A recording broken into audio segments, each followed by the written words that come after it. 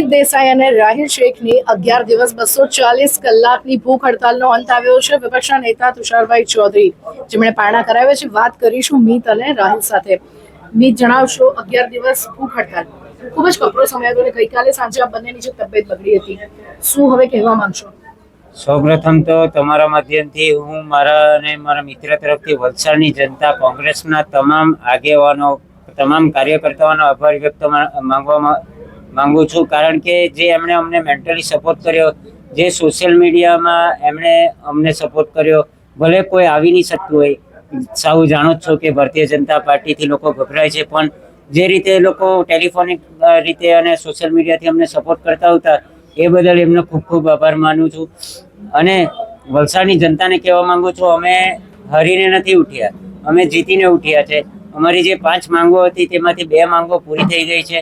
એક માંગ જે હતી કે કલેક્ટર સાહેબ પ્રેસ કોન્ફરન્સ કરીને વલસાડની જનતાને તમામ માહિતી આપે.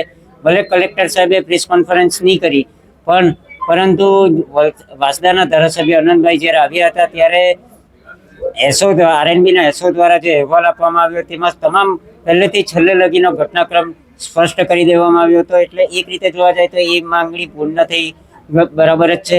અને બીજી માંગ એ હતી કે 6300 વાર જે જગ્યા સરકાર હસ્તક જે ફાર્મ હાઉસના માલિકે લખીને આપી હતી તે સરકાર હસ્તક તાત્કાલિક ધોરણે લેવામાં આવે. 4 વર્ષ સુધી આ સરકાર હસ્તક જગ્યા લેવામાં નહીં આવી હતી, પણ જ્યારે અમે ભૂખ હડતાલ પર બેઠા ત્યારે તાત્કાલિક ધોરણે આ જગ્યા સરકાર હસ્તક લેવાઈ ગઈ. તેનો પુરાવા અમારા પર 7/12ની કોપી છે. ભલે એ લોકો આપવા નહીં આવ્યા હોય, પણ આ 7/12ની કોપી અમારી પાસે છે. અને પ્રજાને પણ કહેવા માંગુ, 6300 વાર જગ્યા એટલે આશરે 6 કરોડ રૂપિયાનું નુકસાન એ ફાર્મ હાઉસના માલિકનું અમે કર્યું છે. અને બાકીના જે 3 મુદ્દા છે તે અમારા જે રીતે વરિષ્ઠ નેતા અને અમારા કોંગ્રેસ પાર્ટી વિરોધ પક્ષના નેતા તુષારભાઈ કીધું તે રીતે અમે હાઈકોર્ટમાં લડીશું. જી રાહિલ, શું કોઈ કહેવા માંગશો? મેં વલસાડની જનતાનો ખૂબ ખૂબ આભાર અને અમારા કોંગ્રેસના જે મોટા નેતાઓ છે તેમનો ખૂબ ખૂબ આભાર માનીશ કે તેઓ આવીને અમારી લડતમાં અમારો સાથ આપ્યો. ને અહીં જ અમે રોકાશું નહીં. હવે પછી વલસાડના જે બીજા બી મુદ્દાઓ છે તેના પર તે બી આવી રીતના જ અમે આંદોલન કરીશું. જય હિન્દ, જય ભારત. મીત દેસાઈ અને રાહિલ શેખ, અને જે મીતે પણ શરૂઆતમાં કીધું કે જે લોકો કદાચ ડરતા હતા, અહીંયા એમને પ્રત્યક્ષ મળવા નહીં આવતા, ટેલિફોનિક અને સોશિયલ મીડિયાના માધ્યમથી એમને સપોર્ટ કરતા હતા.